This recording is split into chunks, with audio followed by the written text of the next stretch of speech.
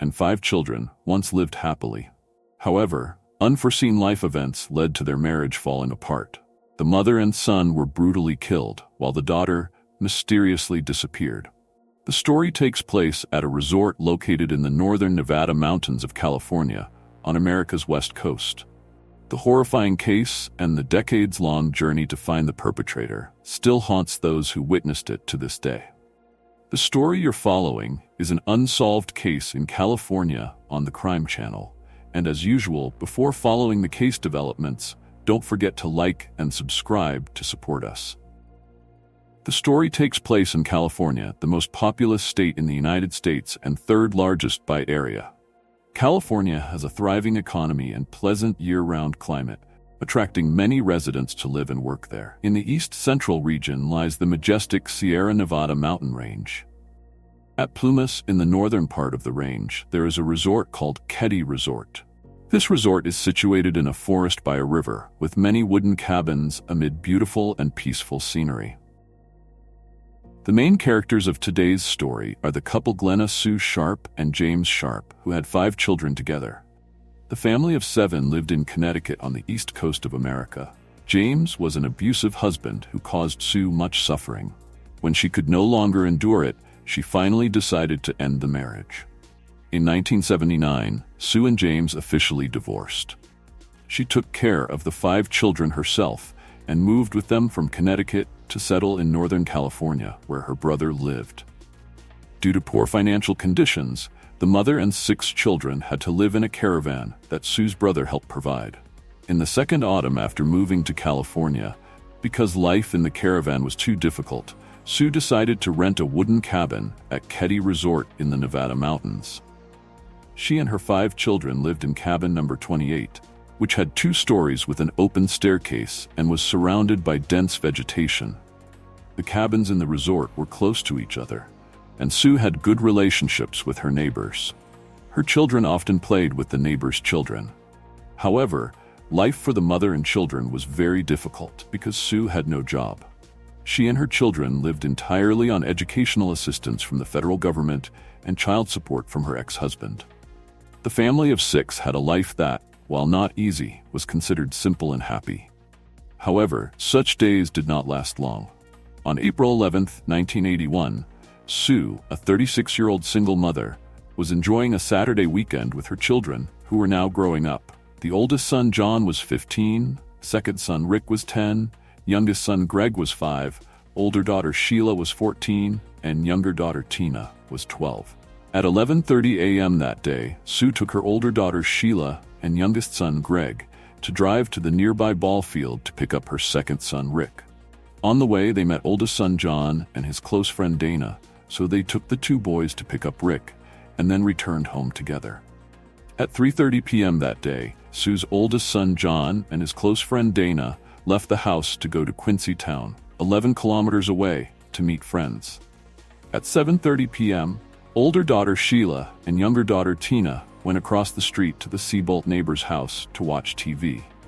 That evening, Sheila had a great time playing with the neighbor's daughter and wanted to sleep over, while Tina decided to return home later to go to bed. At this time, cabin 28 had 4 people: Sue, Rick, her second son, Greg, her youngest son, and Justin, Martin's son from next door. At 10 p.m. that night, John and his close friend Dana returned home after a very fun party with friends. At the same time, young daughter Tina was also at home. In the wooden cabin, 7 people were all preparing to go to sleep. They thought they would have a peaceful night's sleep, but they didn't know that a tragedy was about to occur. At 7 a.m. the next morning, Sheila woke up after sleeping at the neighbor's house and prepared to return home. She thought she would still see the familiar faces of family members as usual, but when she opened the door, a horrifying scene before her eyes would haunt the rest of the 15-year-old girl's life. The floor, walls, and ceiling of the living room were covered in blood everywhere. Closest to the entrance was oldest son John, lying face up on the ground with a cut wound on his wrist, bound with medical tape, his legs tied with electrical cables. John's close friend Dana was also lying face down nearby with severe head injuries and part of his head resting on the sofa cushion. The killer had used electrical wire to tie Dana and John's ankles together. Mother Sue lay near the sofa in the living room with a blanket covering her body and no clothes below the waist. She had multiple wounds on her chest and neck.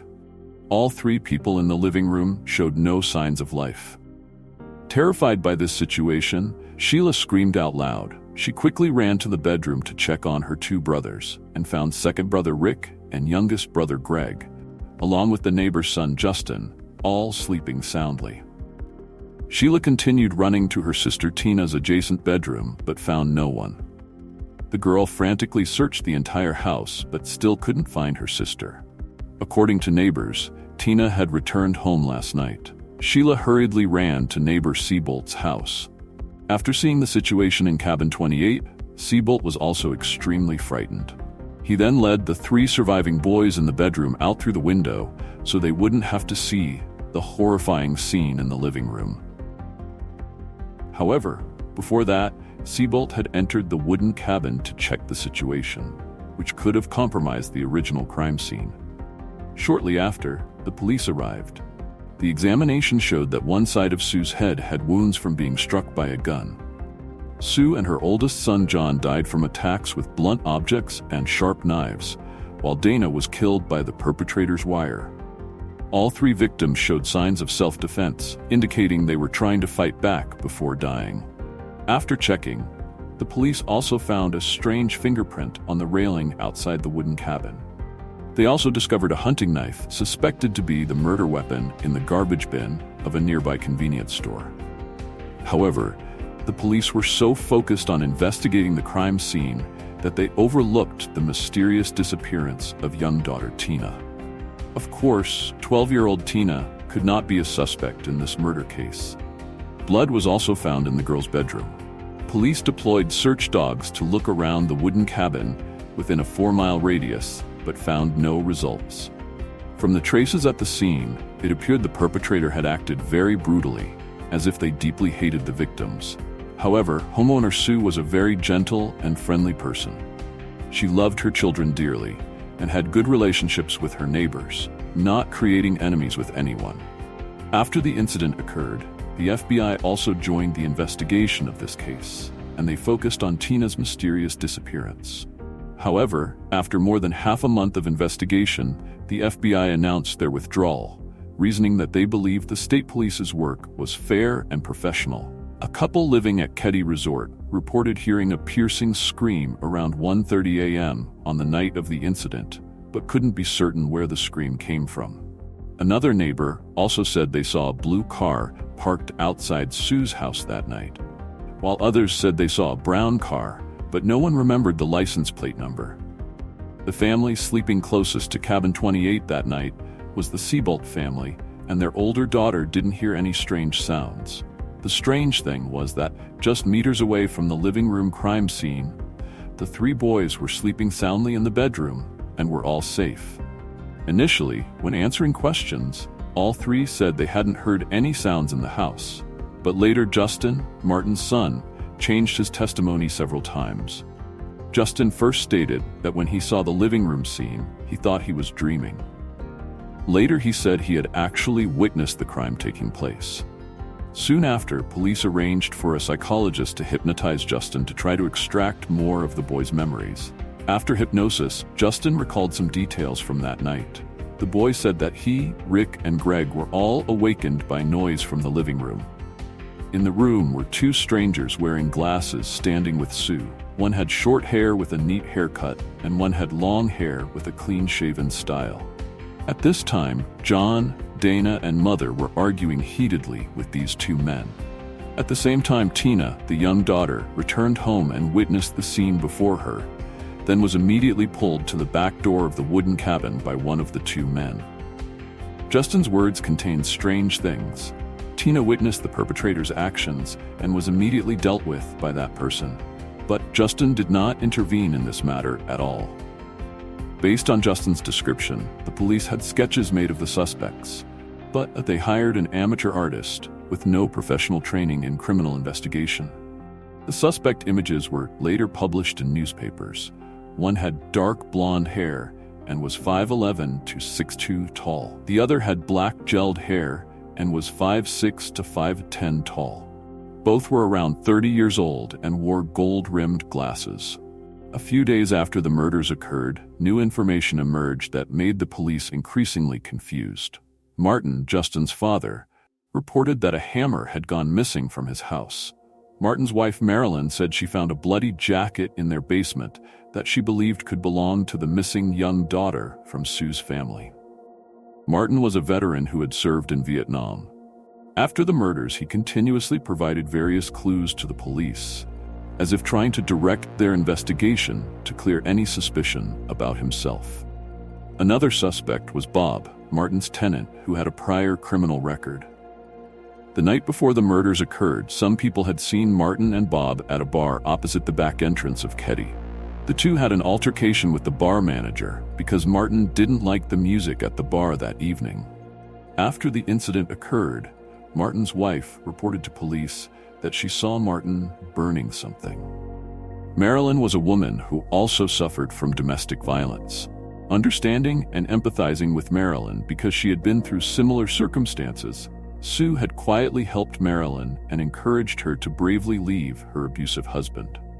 After learning about this, Marilyn felt that Sue was destroying her marriage, making her feel extremely angry. Therefore, Martin developed a great hatred towards Sue. After the murders at the cabin occurred, Marilyn immediately divorced. In the case details, Martin's son Justin was still sleeping soundly in the bedroom with the other two boys and was unharmed. If Martin was the killer, then everything seemed to be clearly explained. Notably, the police had too many pieces of evidence to thoroughly exploit and analyze. Yet the investigation of the case was still not as effective as expected. The suspects Martin and Bob were not arrested.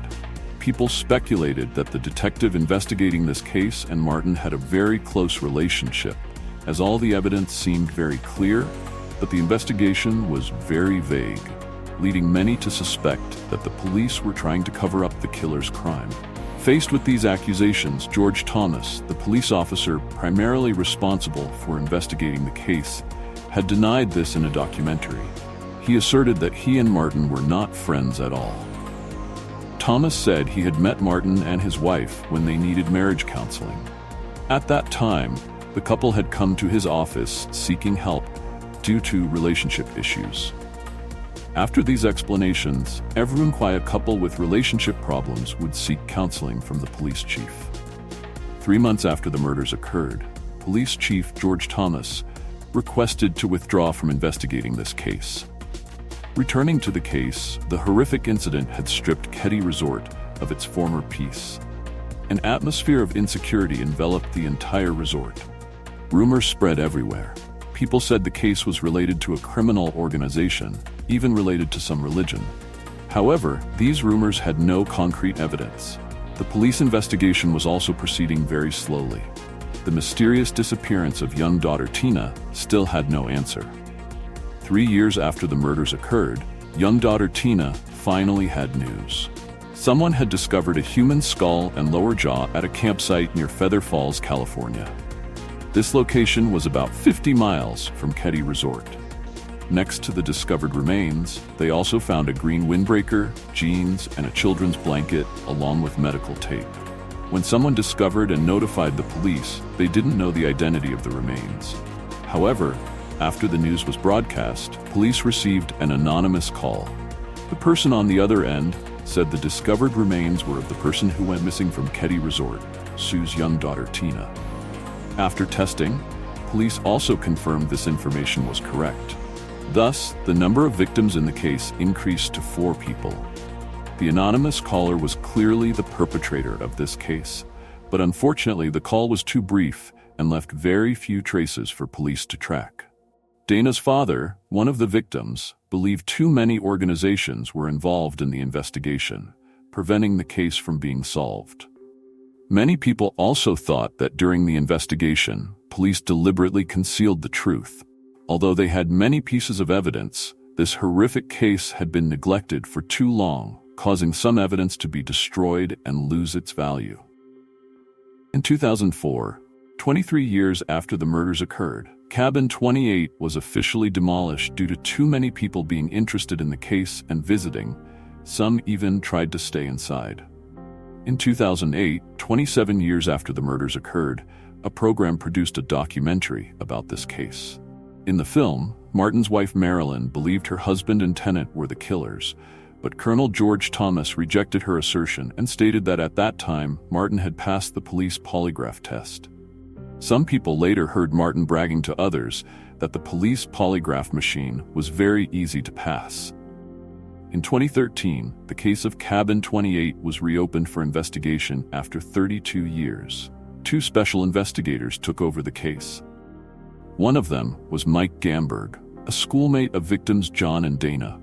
The case had haunted Gamberg for many years, and now that he had become a police officer, he wanted to thoroughly investigate to find justice for his friend. All evidence had been preserved and stored since the murders occurred. The living room floor, walls, and other items, though some things had been damaged due to poor preservation and had been destroyed. The documents containing statements were boxed but not arranged according to standard procedures, instead being messily piled up. The 2 officers had great difficulty reorganizing the evidence, and after reorganizing, they made some new discoveries. First was a letter that Martin wrote to his wife Marilyn. Based on the date on the letter, Martin had written it right after the murders when his wife Marilyn had left him. Marilyn didn't remember receiving this letter but recognized it was her ex-husband's handwriting. This could have been the clue to solve the case, but over the years, this letter had never been noticed. Besides this letter, they also discovered an important audio tape recording, the anonymous phone call from that year, saying the discovered skull was Tina's. The tape recording was sealed in a hard case and had never been opened afterward. The 2 investigators then made more horrifying discoveries. The suspect Martin had gone to Nevada several times to see a psychologist. The investigating officers found this psychologist and were shocked when the person revealed that during one treatment session, Martin had confessed to the psychologist that he was the one who took the lives of Sue and young daughter Tina, but did not harm the 2 boys. The psychologist had reported this to the police, but the police had dismissed his words as unfounded. With this discovery, the 2 investigating officers were incredibly shocked because there was so much important evidence. But the previous investigating officers had deliberately overlooked it to conceal the truth. After clarifying, the investigating officers believed Martin and tenant Bob were involved in contraband trafficking.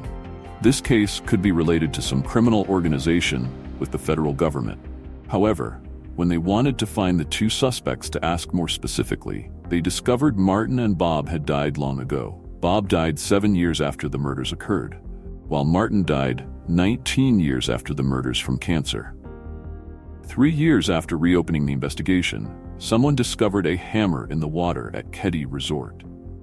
This hammer matched the description of the hammer missing from Martin's house at the time of the murders. By this point, over 30 years had passed since the murders.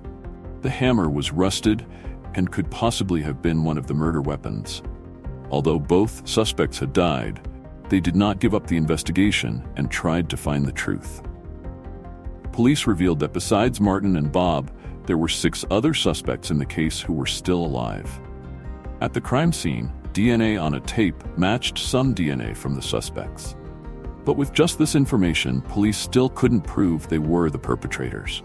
To this day, the case continues to be investigated, but temporarily no one has been charged.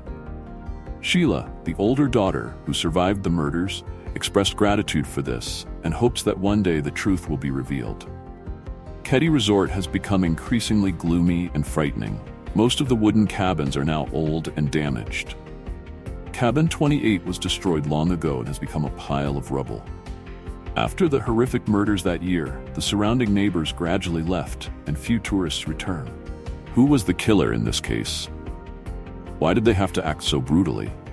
The answers to these questions, perhaps only the perpetrator knows. What do you think about the Sharp family case? In your opinion, what role did Martin and Bob play in this case? Share your thoughts in the comments below.